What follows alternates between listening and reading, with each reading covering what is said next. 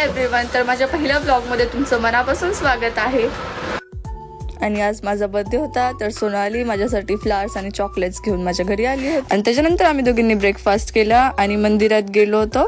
तर मंदिरात दर्शन वगैरे करून आम्ही थोडेसे फोटोज वगैरे क्लिक केले। नंतर आम्ही ज्यूस पित होतो आणि त्याच्यानंतर आम्ही घरी गेलो। मग इव्हिनिंगमध्ये मी रेडी झाले होते बर्थडे सेलिब्रेशनसाठी आणि त्याच्यानंतर आम्ही तिथे गेलो। तर मग इथे काही फोटोज वगैरे काढले भरपूर आणि त्याच्यानंतर मग आम्ही केक कटिंग केलं।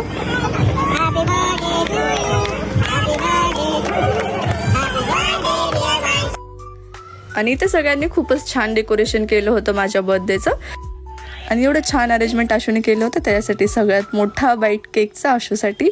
इथे थोडीशी मस्ती चालू होती आमची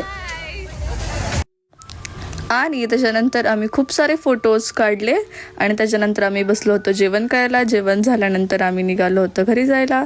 तर आपण भेटूयात नेक्स्ट व्लॉगमध्ये।